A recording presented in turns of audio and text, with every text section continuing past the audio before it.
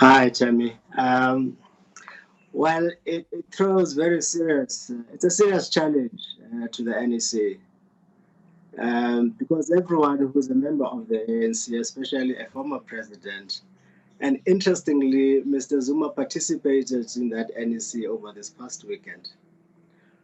So he would have been party to the decision that everybody who is summoned must appear. Um, And as a member of the ANC, therefore, he has to abide by that decision.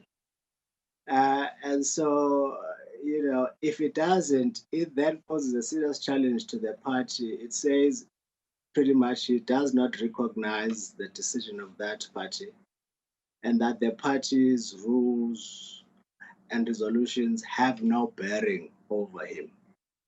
And then that necessarily then poses the question whether or not the party should not consider his membership. Because if you consider yourself a member of a party, you are bound by the rules, the decisions of that party, and you are also meant to represent that party in a good light. So in this case, he's not only defying his own party, but he is representing that party in a bad light. So the question is, can the party allow it? You mentioned there and made reference to perhaps a withdrawal or a cancellation of his ANC membership. What other forms of recourse can the ANC and the NEC actually institute for themselves, for their own credibility, and for the seriousness of the regulations that they themselves have put down? Well, that course of action can be determined by a properly constituted disciplinary process, because this is a cause for that. Any member of the organization, especially a leader of his history and standing in the party, is meant to uphold the rules of the party, is meant to project the party in a positive light. So when that does not happen, the DC ordinarily has to meet and decide. In this case, there's nothing to verify because the evidence is all there, and perhaps decide what kind of punishment they can impose. And I think this is a case as well for consideration by the Integrity Commission, because here he's tainting the reputation of the party. He is disobeying the party. He's pretty much saying that the party has no bearing on him. So if you don't follow the rules of your party, then why are you even a member? Can you even call a member? Because the basis of membership is that you abide by the rules, by the constitution of the party. So if you don't abide, it then challenges the very basis of your membership. Prof, let's look at the track record of the NEC and the resolutions. They really do, at most of the times, come across more as recommendations than anything else, in the sense they don't seem to be enforceable. How can they turn this around so that there is a level of authenticity and a level of strength behind the resolutions that they make? Well, they've had a challenge in that it's a party that has been divided. And most of their divisions really are not divisions of principle. They have to do with impropriety, people who are implicated in criminality, and then couch their justified prosecution as some kind of a witch hunt. And therefore, because the ANC has had a problem of a long history and association with impropriety, so you have quite a number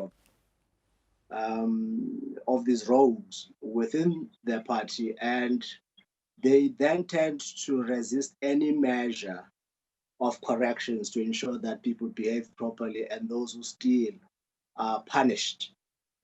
So it's not a division over rules or anything, but a clique of people, dishonorable people within the ANC have constituted themselves into a serious faction in defense of impropriety. And so, hopefully, the move towards concluding guidelines around. Could you try again? around suspension will solve that problem. So as soon as there's certainty around guidelines on suspension, then they will be able to deal a lot more decisively with people who are implicated in this impropriety. Yeah. What we've seen, Professor, is the MKMVA coming out in support of the former president. Some members saying that there will be unrest should the former president be persecuted in any way. How is this likely to impact the African National Congress moving forward? I mean, we are still going to be hearing from the Deputy Chief Justice when he comes back at 2 o'clock as to the way forward. What is the Commission going to be doing from henceforth? But we do know, I mean, Advocate Pretorius says that there is clear evidence and the NPA is able to use that clear evidence should they choose to prosecute.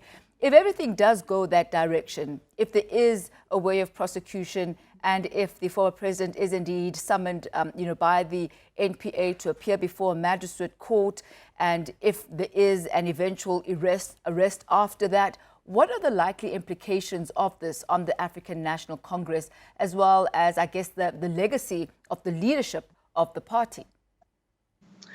Let me sketch a little bit of background here, which is very important for the details. Is that this showdown was always inevitable. In that for countries that come out of liberation like ours, we tend to have heroic leaders. These are leaders who sacrifice their lives in defense of freedom, in support of our own human rights.